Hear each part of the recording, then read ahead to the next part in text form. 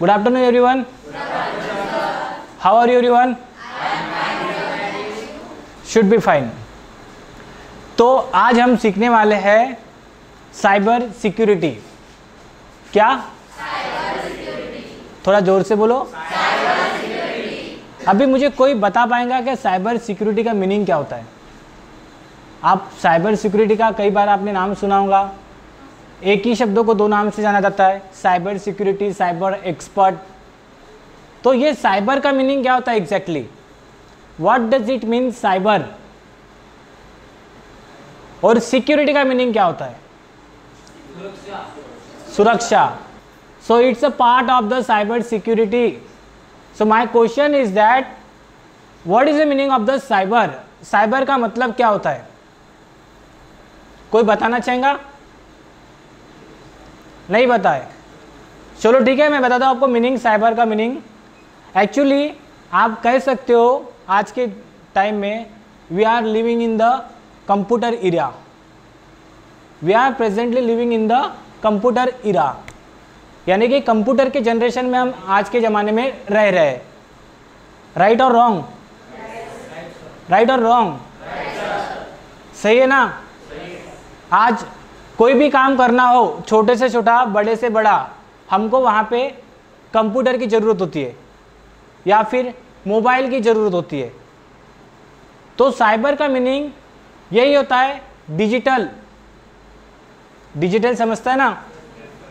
Computer digital, computerise, इसी का meaning होता है साइबर, जिसको हमने अलग तरीके से कहा गया है साइबर. कंप्यूटर तो हमको सबको पता है. साइबर का मीनिंग कंप्यूटर से रिलेटेड जो भी चीज़ होती है that is called the cyber. अब सिक्योरिटी का मीनिंग क्या होता है? सुरक्षा.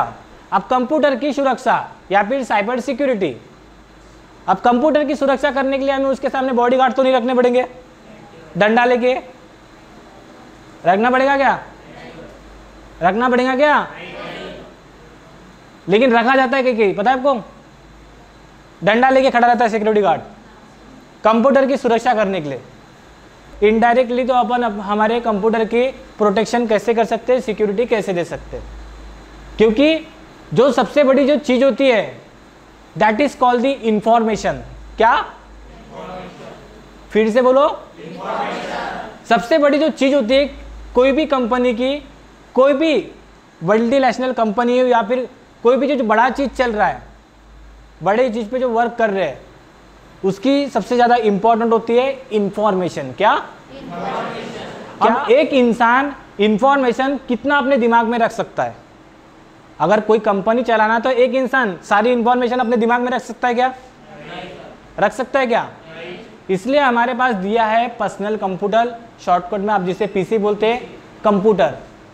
तो वो इंफॉर्मेशन हम स्टोर करके रखते हैं कंप्यूटर में. एक्चुअली हम स्टोर करते हैं हार्ड डिस्क में, लेकिन हम बोलने में कह सकते हैं कंप्यूटर में स्टोर करके रखते हैं. अभी सोचो एक बड़ी कंपनी चल रही है, कंपनी टू कंपनी कंपटीशन चल रही है. ये मेरे कंपनी के एम्प्लॉय है, वो ये कंपनी के एम्प्लॉय है. कंपनी के एम्प्लॉय तो ज़्यादा बातें शेयर नहीं कर सकते, टॉप लेवल के जो सिक्योर करके रखेंगे, लेकिन कुछ जो लोग रहते हैं वो शेयर कर सकते हैं. लेकिन जो साइबर क्रिमिनल रहते हैं, साइबर क्रिमिनल, क्या? साइबर क्रिमिनल जो है वो आपकी इंफॉर्मेशन हैक करके आपके कंप्यूटर से निकाल सकते हैं.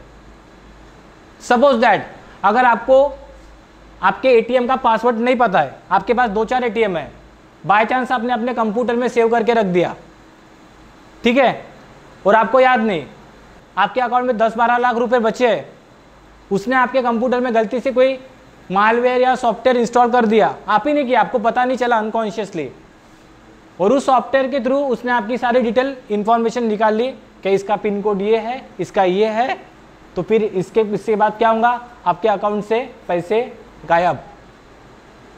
राइट? तो साइबर सिक्योरिटी का मीनिंग यही होता है कि अपने कंप्यूटर को हम किस तरह से प्रोटेक्ट करें, अपने कंप्यूटर को किस तरह से प्रोटेक्ट करें, इंफॉर्मेशन को कैसे बचा के रखें की लेवल पे. मैं आपको और बताना चाहूँगा, जब आप मल्टीनेशनल कंपनी में इसमें काम करोगे, ठीक है, बड़ी बड़ी कंपनियाँ, हम नागपुर में रहते हैं, मिहान में, ठीक है, जो एक्सपीरियंस होल्डर होंगे उनसे पूछना, या फिर कोई बड़े ऑफिस में, पेपर न्यूज़ एजेंसी या कोई भी बड़ी कंपनी, वहाँ पे जब काम चलते हैं तो वहाँ का जो मेंटेन करने वाला रहता है वो सिर्फ ऑफिशियल वेबसाइट के अलावा बाकी वेबसाइट को ब्लॉक करके रखता है। सिर्फ ऑफिशियल वेबसाइट चलेंगी, उसके अलावा आप एक न्यू टैब भी ओपन नहीं कर सकते, एक न्यू टैब भी आप ओपन नहीं कर सकते, उतना ब्लॉक, सब सिस्टम ब्लॉकिंग करके रखते हो लोग। तो इतने लेवल का वो अपने सिस्टम को प्रोटेक्शन देते हैं। आपके कोई दोस्त होंगे, फ्रेंड्स होंगे, कभी उनसे पूछना, हमारे तरफ कुछ भी अलाउड नहीं रहता, बस जाते हैं वो अपना पेज ओपन करके देते हैं, जितना सॉफ्टवेयर था उतने पे काम करते हैं, उसके बाद घर में जाओ। इवन आपको थोड़ी सी इन्फॉर्मेशन भी सर्च करनी होंगी तो वो भी इन्फॉर्मेशन सर्च करने के लिए आपको टैब ओपन करने को नहीं मिलता। बड़े कंपनीज में आपका जो काम है सिर्फ आप वही काम करते हो। वो क्यों करते हैं लोग, ये सब क्यों करते हैं? साइबर सिक्योरिटी के कारण, अपने सिस्टम को बचा के रखने के लिए। ठीक है, तो ये सिंपल डेफिनेशन एंड मीनिंग होता है साइबर सिक्योरिटी का। अभी आते हैं साइबर सिक्योरिटी होती कैसे है। आपको क्या खतरा है साइबर सिक्योरिटी से, मुझे क्या खतरा है, और अपने देश के लोगों को क्या खतरा है साइबर सिक्योरिटी से? क्या खतरा है, कोई बताना चाहेगा? प्राइवेसी लीक हो सकती है। अब साइबर सिक्योरिटी मैंने लास्ट टाइम बताया था आपको कि अपने नागपुर में एक जज के साथ तो 2,75,000 का डंपिंग हुई थी, यानी कि उनके अकाउंट से पेटीएम के थ्रू पैसे निकल गए थे, पता भी नहीं चला। ये आपके साथ होगा तो चलेगा क्या? मामूली अमाउंट नहीं, 2,75,000। किसी की 2 साल की इनकम होती है उतनी, चलेगा क्या? तो उसको डिफेंस करने के लिए आपको बताया जा रहा है कि साइबर सिक्योरिटी क्या होती है, साइबर एक्सपर्ट क्या होता है। तो आप इसमें एक्सपर्ट कैसे बनोगे? आप एक्सपर्ट तो इसकी स्टडी करके, पहले तो स्टडी करके बन सकते हो, सर्टिफिकेशन लेके। आप हैकर बन सकते हो ताकि आप अपने आप को कंप्लीटली कमांड दे सको, अपने देश के लिए काम कर सको। ये कर सकते हो आप साइबर एक्सपर्ट में। ठीक है, उसके बाद आता है जो जनरली आम व्यक्ति तक की जानकारी किस तरह से जाए, आपके पास, मेरे पास, आपके मम्मी पापा के पास, या किसी के पास भी। क्या होता है, अभी चालू है 4G चालू है ना, सबके पास है ना 4G मोबाइल। अभी 5G भी आ रहा है, किस की इच्छा है 5G में करने की? 5G, right? आपकी भी इच्छा है, सबकी इच्छा है। ठीक है, तो आपको कुछ दिनों बाद एक कॉल आएगा, बोलेंगे मैडम या सर आपको एक OTP भेजा है और एक लिंक भेजी है, उस लिंक पर आप क्लिक करिए तो आपका सिम 4G से 5G में कन्वर्ट हो जाएगा। और आप उस लिंक पे क्लिक करोगे, OTP भी जाएगा और उसमें आप आगे चले जाओगे। तो फिर होगा क्या, आपके अकाउंट में जितने पैसे हैं वो गायब। ठीक है, आप डायरेक्ट 4G 5G से 10GB चले जाओगे। ठीक है, इसके बाद कोई जी आपके सामने आएगा ही नहीं। ठीक है, तो ये हो गया आपका इनडायरेक्टली स्कैम। OTP शेयर नहीं करना। ठीक है, पासवर्ड समझता है सबको? क्या पासवर्ड समझता है क्या? आप अपने कंप्यूटर या फिर कोई भी चीज़ का पासवर्ड किस तरह से रखते हो? अपने नाम के साथ, उसके बाद में 1 2 3 4 5 6 7 8 9 10। ठीक है, ये कॉमन पासवर्ड हो गया। स्ट्रॉन्ग पासवर्ड कैसे रखोगे? क्या? राइट, सब तरह के पासवर्ड आप दोगे। एग्जाम्पल देना चाहूँगा मैं आपको, इंडियन रेलवे की जब आप टिकट बुक करते हो, कभी आप में से किसी ने किए क्या यहाँ पर? 1 2 3 4, राइट? जब वो इंडियन रेलवे जब आपको पासवर्ड भेजते हैं ना, तब देखना कितना डिफिकल्ट पासवर्ड रहता है। सिंपल रहता है नहीं, ये अक्षर वो अक्षर, एक कैपिटल, स्मॉल, डिजिट, सिंबल, सब। तो इस तरह से आपको पासवर्ड क्रिएट करना है। और हर 6 महीने में, एक साल में, 3 महीने में आपको अपना पासवर्ड हमेशा बदलते रखना है। तो इसको आप प्रोटेक्शन कर सकते हो। 6 महीने में, साल भर में अपना पासवर्ड को चेंज करना है। सिंपल डेफिनेशन इस तरह से होती है, अपने चीज़ों को प्रोटेक्शन करके रखना। और एक मैं बताना चाहूँगा आपको, अभी जो आपके साथ जनरली होता होगा कि आपको मोबाइल पे मैसेज आते होंगे कि करोड़पति के मैसेज, है ना? आप करोड़पति बन गए, ये है ना? उसके साथ सेलिब्रिटी की फ़ोटो रहेंगी, उस पर क्लिक करो। बहुत से लोगों को लगता होगा कि हमने इस पर क्लिक करके हमने भी बनना चाहिए। ठीक है, वो ट्राई करते हैं, उसमें भी फ्रॉड होता है, उसमें भी फ्रॉड होता है। इसके बाद मुझे कौन एक जन बताना चाहेगा एग्जाम्पल साइबर सिक्योरिटी का जो आपके लाइफ में हुआ है? कॉल्स आते हैं, अगेन मैसेजेस आते हैं, अगेन लिंक आती है, अगेन व्हाट्सएप पे मैसेज आते हैं, अगेन ईमेल, राइट, क्या बोला आपने? ईमेल से सबसे खतरनाक होता है मालवेयर आते उसमें। ईमेल से सबसे ज़्यादा खतरनाक यानी कि डेंजर होता है। आपको मेल आएगा, उसमें अटैचमेंट फाइल आती है, अटैचमेंट फाइल अगर आपने ओपन की तो 101% अगर रॉन्ग अटैचमेंट फाइल है तो आपका वायरस इंस्टॉल हो जाएगा उसके अंदर, कंप्यूटर में आपके वायरस इंस्टॉल हो जाएगा उस समय। मेल में आप देखना अटैचमेंट का ऑप्शन होता है, जिस अटैचमेंट के थ्रू आप रिज्यूमे भेजते हो, ठीक है। कभी आप गूगल ड्राइव यूज़ करोगे तब गूगल ड्राइव समझता है? समझता है, जिसमें से हम जीबी में डेटा शेयर करते हैं, 1 GB 2 GB 3 GB 4 GB इस तरह का डेटा शेयर करते हैं। तो उस जीबी में भी आपको सॉफ्टवेयर आ सकता है, इंस्टॉल कर दिया आपने गलती से, गलत मेल आते हैं, उस मेल को रीड नहीं करने का, प्रोटेक्ट करके रखने का, यही सारी बेसिक चीज़ें होती है साइबर क्राइम में, और इसको आपको स्टडी करना है। कल मैंने बताया था कि एक साइबर क्राइम कैसे होता है। लोग अपने अभी जो रिसेंटली दिल्ली में एक बिल्डिंग गिराई थी, पता है? कौन सी बिल्डिंग थी सर? कौन सी बिल्डिंग थी? ट्विन टावर, ठीक है ना, बड़ी बिल्डिंग थी। आपको पता है कि सबको जानकारी है? तो ट्विन टावर के फाउंडर ने कॉन्फ्रेंस में कहा था सामने वाले पार्टी को अटैक करते हुए, क्या भारत देश में ऐसे 1000 ऐप्स है जो इलीगली चल रही है। इसका मतलब क्या हो रहा है? साइबर क्राइम, साइबर फ्रॉड अभी भी चल रहा है। 1000 ऐप्स, 1000 ऐप्स। आज हर चीज के लिए आपके पास ऐप्स होती है। कुछ भी आपको कुछ भी देखना रहा, कुछ भी समझना रहा तो आप ऐप्स डाउनलोड करते हैं। चीजें ऑनलाइन बन चुकी है, चीजें डिजिटल बन चुकी है, तो फ्रॉड भी वैसे ही हो रहे हैं। चीजें ऑनलाइन बन चुकी है, डिजिटल हो चुकी है, तो फ्रॉड भी वैसे ही हो रहे हैं। तो इसको अवेयरनेस, ये छोटी छोटी चीज़ों से अवेयरनेस किया जा सकता है। क्या पर्सनल इंफॉर्मेशन किसी को शेयर नहीं करें। Follow the guidelines and policies. जब भी आप कोई चीज़ खरीदते हो, बैंक में नया अकाउंट खोलते हो, तो उस डायरी के पीछे लिखा होता है गाइडलाइंस एंड पॉलिसीज। उसमें क्लियरली लिखा होता है क्या bank of Baroda never ask, bank of India never ask OTP from any side from our branch. हमारे पास से, ब्रांच के पास से कभी भी आपको OTP नहीं पूछा जाएगा, नहीं पूछा जाएगा। क्लियरली पॉलिसीज में लिखा होता है। आपको पॉलिसीज और गाइडलाइंस पढ़नी चाहिए लाइफ में। जब कभी भी आप अकाउंट ओपन कर रहे हो या कुछ भी कर रहे हो। 6 साल पहले बांग्लादेश में इंफॉर्मेशन के हिसाब से फिलीपींस के लड़के ने 81 करोड़ रुपए का निकाल लिए थे।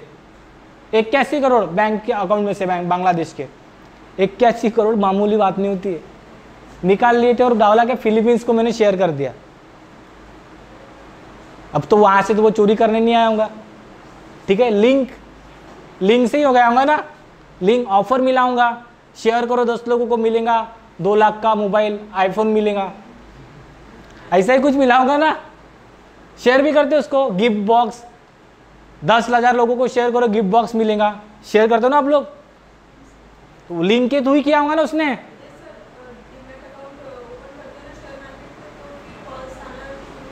हाँ, उसमें कॉल्स आना चालू हो जाते, उसमें वो बेट भी लगाते।